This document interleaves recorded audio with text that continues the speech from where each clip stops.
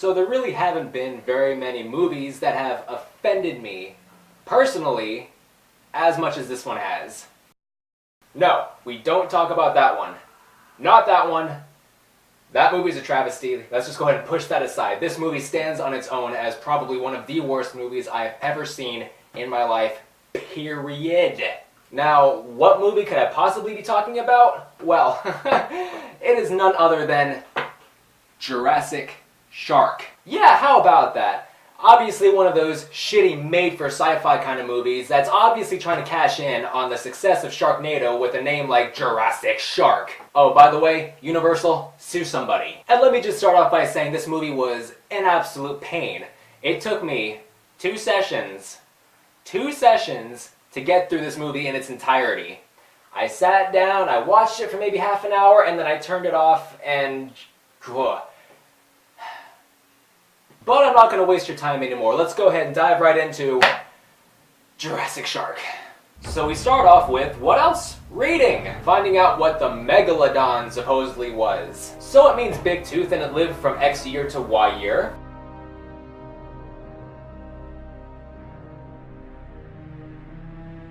And we just keep reading.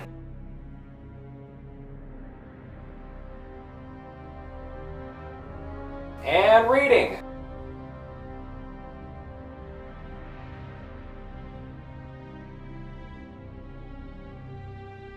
And reading. Will you just get the fuck on with the movie? I don't care about, what it did to the environment. I don't care if it was a big, powerful predator. I just want to see the fucking movie. No, wait, I take that back. I don't want to see the movie. The only reason I'm sitting through this idiotic text crawl is so I can get to the end of the movie faster. So we start off on the coast of who gives a fuck where we are, and obviously, just in the opening shot of the movie, you can already tell that something is very wrong. Right as soon as the first words of dialogue come out of these characters' mouths, you can already tell what kind of movie you're in for. Are you sure we're allowed to be here? What do you mean? It's quiet. No one here to bother us. If that doesn't immediately make you shut off the movie, then you got nerves of steel, my friend, because this is tragically painful. Oh, and I love how she puts her hand over her eyes, like she's shielding her eyes from the sun whenever the sun is clearly behind them. I guess the whole flowers too spicy for white people thing applies to the sun as well. And we are treated to a very long and uncomfortable and unnecessary undressing scene while they, change into their bathing suits, and what's the point of showing us their undressing from start to finish? Whoa, hello, sudden environment change. Mr. Chairman, sir. And hello, CEO character that we'll never see again. So we have this doctor named Who Gives a Fuck, and he's talking about this supposed ice pocket that they found while drilling for oil, and they've never drilled this far before. Because... plot development! Okay, and we are back on the beach. So the girls give us this lazy exposition about where they are and what they're doing and the oil company that's drilling on the island that they're on and why nobody wants to come to this, paradise of a beach that's covered in gravel. And I just want to point out here how lazy and sloppy the ADR is. It's a total dive now, though. Like, my God, how do you look at that and how do you read those lips and say, yes, that is acceptable. That's going to make it into the final cut of this movie. Are you serious? I understand this movie had a low budget, but you gotta have some standards at some point. And as these characters continue talking, you start to realize that these characters, along with every other character that you'll encounter in this movie, are written to be the most one-dimensional, boring, disposable characters. It's like totally depressing. I know. You want to go for a swim? Like in a pool or something? No, you spaz, in the lake. Swim in a pool. Are you serious? You're by the water, you dipshit. Where else would you swim? You watch too many movies, Whoa! Sudden scene transition again. Could you be any sloppier with your scene-to-scene transitions? Seriously, this movie jumps around more than a Mexican jumping bean. Why? Why? Already I want to turn this movie off! I mean, not that I didn't before, but it's getting more and more painful by the minute. So we have this scientist lady, I'm also going to call her Who Gives a Fuck because you never really see her again in the movie at all, trying to tell the other scientists that they've drilled too deep and that they might have released something into the water. All safety protocols have been met. What protocols? We've never dug this deep before. When it melted, God knows what was released into the lake. What kind of bacteria, or worse. Look, the samples we got are 80 million years old. Wait a minute, what was that? 80 million years old? You just said in the beginning text of this movie that the megalodon lived from 1.5 million years ago to 28 million years ago. That's a wide span of time, but 80 million years is an even larger jump in time. You can't even follow your own logic, not to mention that the years that you've dated out don't even follow the Jurassic period anyway. This movie can't follow any semblance of logic. Oh. But of course the scientist refuses to stop drilling because, you know, money, I guess. The motivations aren't really spelled out at all. I'm just going to assume it's money. And as she tries to stop him, here we have probably the best delivered line in the movie. Really? Yeah, that was the best line in the movie. And then we're treated to probably the best shaky cam since the fight scene in Alex Cross. I guess. I mean, well done, guys. You shake a camera real good. No! You drilled too deep! The drilling causes some kind of explosion, and this is the explanation that this ditzy blonde has for her friend who's worried about it.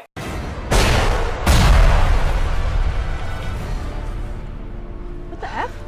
Relax, we used to get earthquakes all the time in this area.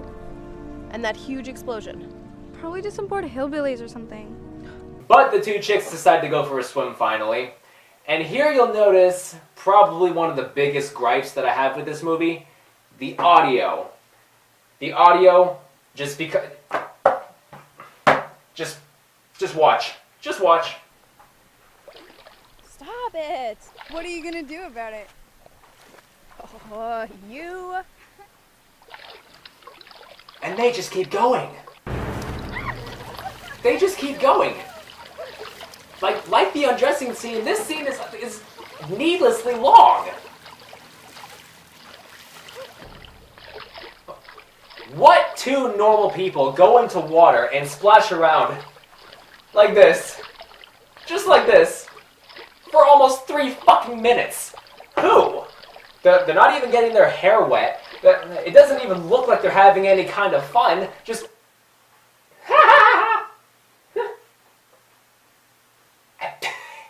And then, of course, we see the shark that was supposedly released from the ice pocket decide to eat one of the girls. And then we are treated to the most Oscar-worthy acting you'll ever see. This girl clearly conveys a sense of urgency that her friend has suddenly been dragged underwater and is nowhere to be found.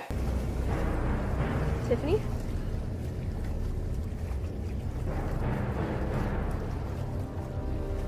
Tiffany?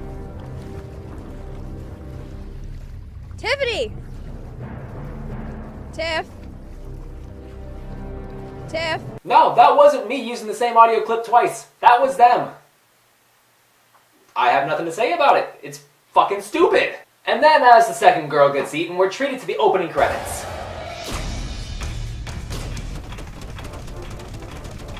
And more opening credits.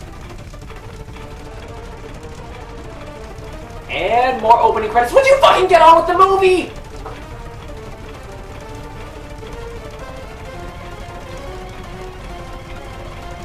Seriously, I bet if you took out all the needlessly long scenes in this movie, you'd probably compress the entire movie to about half an hour. Like, what's the point of having the opening credits and showing almost everybody who was involved in the making of this movie in the beginning of the movie? Like, why? Do we really care? We don't care. We don't care, and it's so long. So after those idiotic credits, we're introduced to our main, I guess, villains of the movie. I mean, I don't really know what to call them. They're just kind of there. And they're bad people. Haul ass, boy! Move!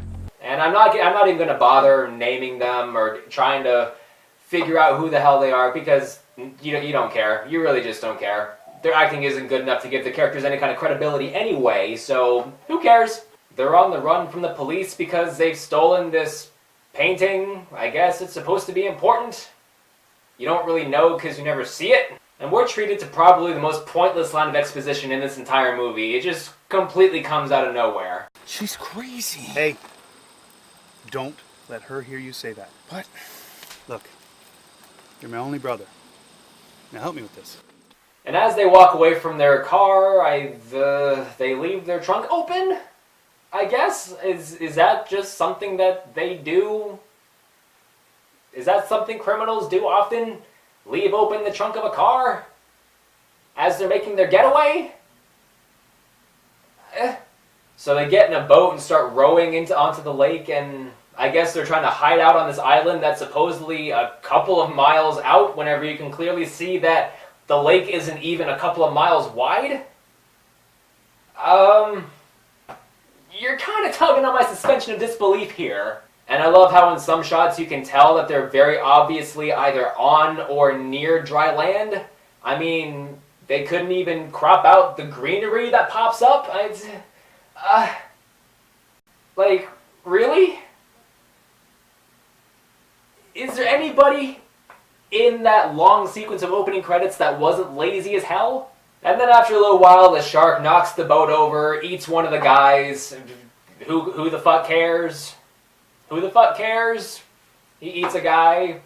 They drop the painting in the water and they start swimming. Moving on. And then we're introduced to our main heroes of this movie, who I can honestly say that I don't like any better than the villains of this movie. Totally here. Oh my god! Yes! Look at this place! Woo! Woo! Oh my god, it's gonna be amazing. Let's go. Can we get a little help here, please? We get some dialogue about why they're there and this journalism project that this chick's trying to do, and you know, some crappy dialogue trying to set up a romance between her and the guy that's with them, and you don't care. You don't fucking care. This movie isn't good enough to merit any kind of character development because you don't care about these characters at all. Period. Just, who gives a shit? And as they walk away from the car, they leave the trunk open again. I just have no words. I have no words for it. Moving on. So the criminals are washed up on shore, and they don't really care that one of their friends just got eaten. All they care about is going back in and getting the painting, which she says is 300 feet out. Remember that fact. Remember that the painting is 300 feet out from the shore of the island that they're on. Just remember that. It's about 300 feet out. If I calculated it right, parallel with that strip of land. So we're finally treated to our first shot of the shark actually eating somebody. Okay, this is what we've been waiting for. Hopefully this movie can redeem itself if the shark effects are at least good. So, let's see what you got.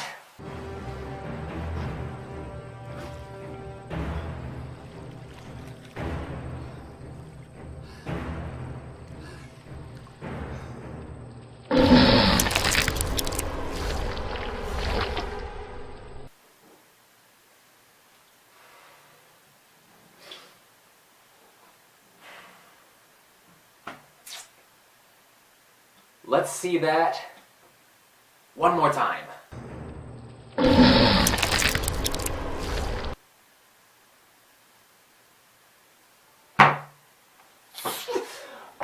Are you kidding me? Are you kidding me? What? We've suffered through the entire first part of this movie to see the shark kill somebody, and this is the shark effect? It looks like they got it on loan from the drunk intern who just spent his first day learning how to use 3ds Max. It looks terrible. Okay, let me give you a little bit of a crash course. Here's a lesson for you.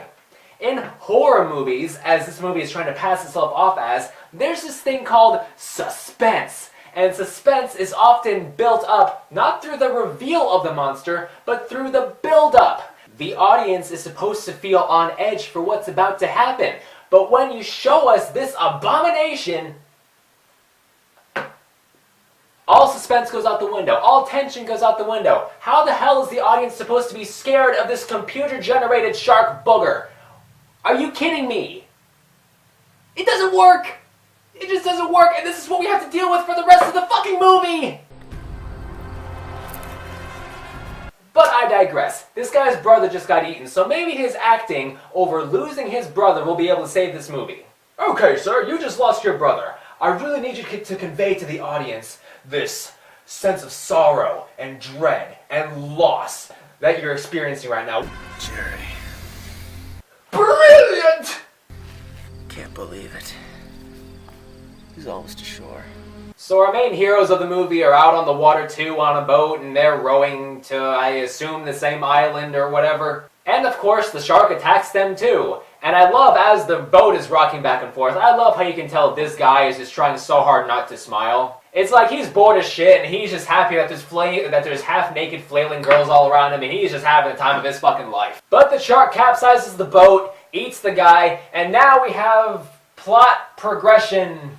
I guess we're moving along here. Are you interested yet? So our heroes and our villains run across each other, and they kinda team up, I guess. I mean, the villains lie to them about why they're there, and I guess now we have camaraderie. Are you guys okay? Are you hurt? We're okay, but Mike! That thing in the water killed our friend. I'm so sorry. So they camp out for the night, and they eventually decide to, find the factory or warehouse or drilling, whatever the fuck it is, that's supposedly on the other side of the island. Now keep in mind, they make it a point to say that from where they are to the destination that they're going to is a 5-hour walk. The research center's on the west side of the island. It's about a 5-hour walk. Now you remember what I told you to remember earlier on in the review? Also keep this in mind, they're walking for 5 hours, so just wait. So they start walking. And walking. And walking. And walking. Will you just get on with the movie already? What is with all these uncomfortably long scenes? Unnecessarily long scenes? Who cares how much they're walking? We don't need to see every step of their fucking journey! I'm sorry about Mike. He had a thing for you, Oh yeah, don't try to shoehorn in character development now. Skip! So they find the manufacturing whatever the fuck, and they decide to go inside and look for anybody who can help them. And they say to split up. We should split up. Only to be together again in the next shot. Tia! Like I said, a 2-year-old. Tia!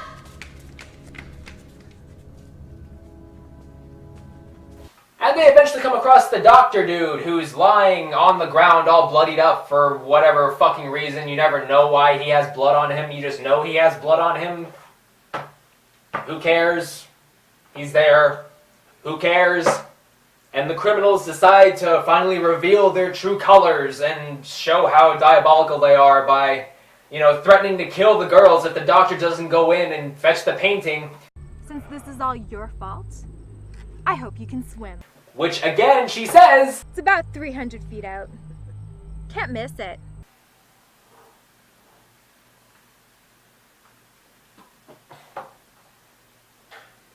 Can you follow any semblance of logic? You just walked for 5 hours from one side of this island to the other, and you're not even in the same location that you were before whenever you said that the painting was 300 feet out. So how the hell is it 300 feet out from the shoreline when you just walked for 5 hours? Okay, let's see.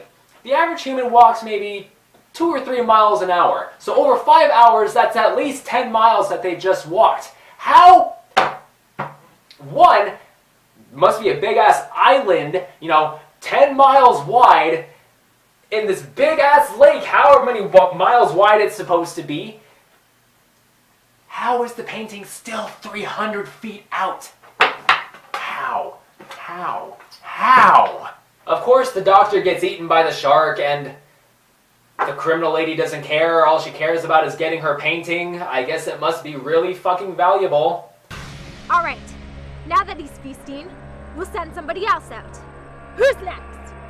I mean, I really hope they wrapped it well so that it doesn't get any water damage or anything like that. She just has one note throughout this movie, and that's bitch. That's it.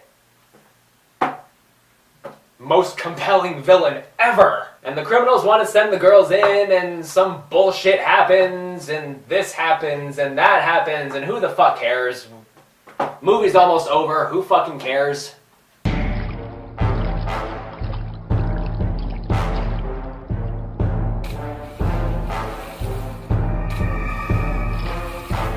The one girl gets eaten.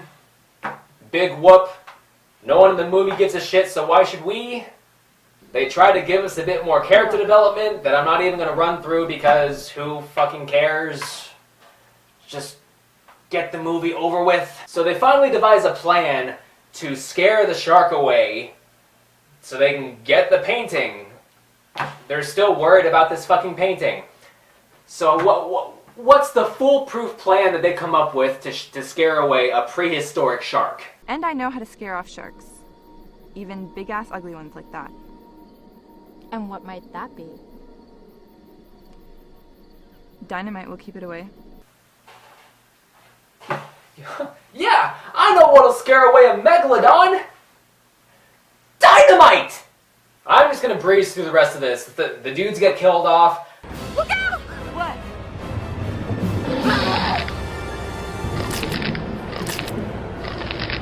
The bitch chick gets killed Free Willy style.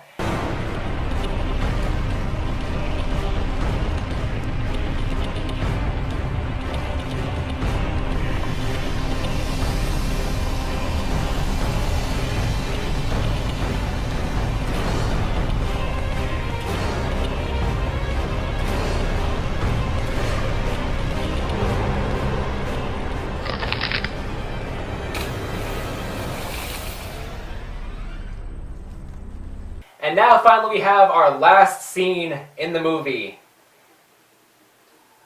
Is it... just watch.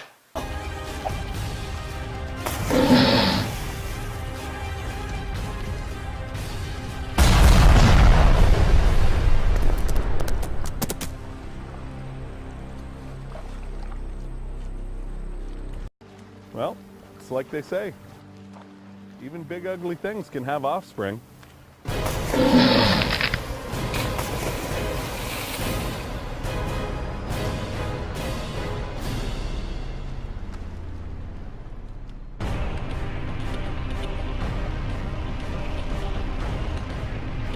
Yeah, fantastic. Fantastic. What a strong note for this movie to end on. I don't even know how to describe this movie. It fails on all fronts. Writing, editing, narrative, cinematography, direction, acting, their locations, everything about this movie is just wrong. It gets everything wrong. And surprisingly, you should watch it. Seriously, you should watch this movie and experience how utterly, horrifyingly terrible it is. Just sit down and try to watch it. Make it a personal challenge for yourself. Now that that's over, I need a drink. All right. So I hope you guys enjoyed this new format of review that I'm doing. I've been out for a long time, so hopefully things stay consistent from here on out. There's been a lot going on, so this is the kind of review that I'll be doing from now on. So look forward to that. I'll be doing vocal covers. I'll be doing all kinds of stuff. My YouTube channel is going to be coming back in full force now. I know I've said that before. Didn't really follow through. That's my bad. Life happens. But with that being said, hope you guys enjoyed, and I'll see you later.